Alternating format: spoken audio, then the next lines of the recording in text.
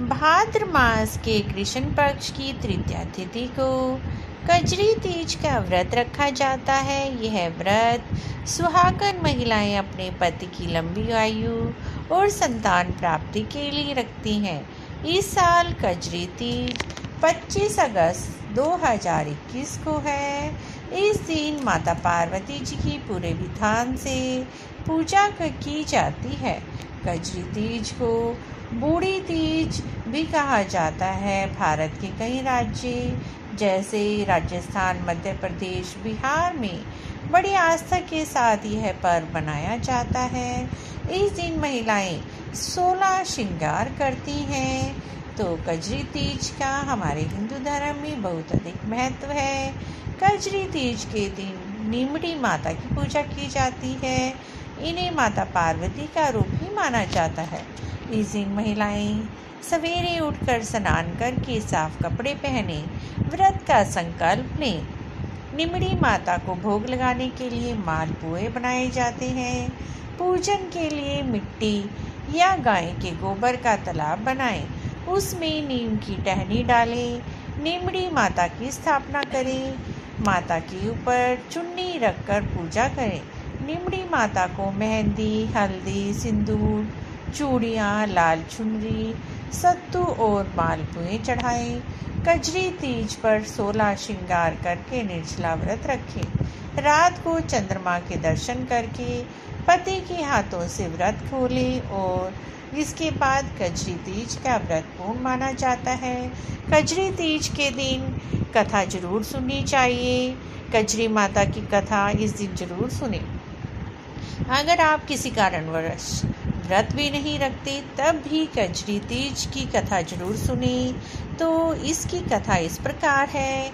एक गांव में एक गरीब ब्राह्मण परिवार रहता था। भाद्रपद के महीने में आने वाली तीज पर ब्राह्मण की पत्नी ने कजरी तीज का व्रत रखा। ब्राह्मण के आते ही उसने ब्राह्मण को सत्तू लाने के लिए कहा। पत्नी के सत्तू की मांग सुनते ही ब्राह्मण सोच में पड़ गया, क्योंकि वह बहुत गरीब था। उसने भगवान से प्रार्थना की कि मुझे अपनी पत्नी के लिए सत्तू लाने की शक्ति प्रदान करे। लेकिन वह कई जगह गया, लेकिन किसी ने भी उसे सत्तू नहीं दिया। यह देखकर ब्राह्मण रात्रि में घर से निकल गया और सीधा एक साहूकार की दुकान में घुस गया। उसने चने की दाल, घी, शक्कर को मिलाकर 1.25 किलो सत्तू बना लिया।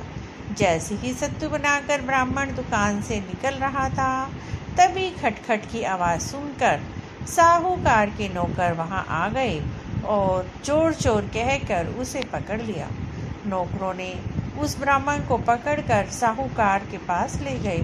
ब्राह्मण ने साहूकार को बताया कि मैं बहुत गरीब हूँ। मेरी पत्नी ने आज कजरी तीज का व्रत रखा है। मैंने सिर्फ 1.25 किलो सत्तू के अलावा और कुछ नहीं लिया है। साहूकार ने जब उसकी तलाशी ली तो ब्राह्मण के पास 1.25 किलो सत्तू के अतिरिक्त कुछ न मिला।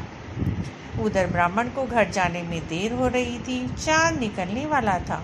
पत्नी का व्रत खोलने के लिए सत्तू लेने की उसे जल्दी थी, लेकिन ब्राह्मण की ईमानदारी को देखकर साहूकार ने उसे छोड़ दिया और कहा कि तुम्हारी पत्नी मेरी आज से धर्म की बहन हुई। और उसने ब्राह्मण को 1.25 किलो सत्तू के साथ साथ गहने, मेहंदी और भी बहुत सा सामान दिया और खूब सा धन देकर विदा किया। इसके बाद से कजरी तीज की पूजा उसकी पत्नी ने की और प्रार्थना की है, कजली माता जैसे आपने मेरी सुनी वैसे सबकी सुनना।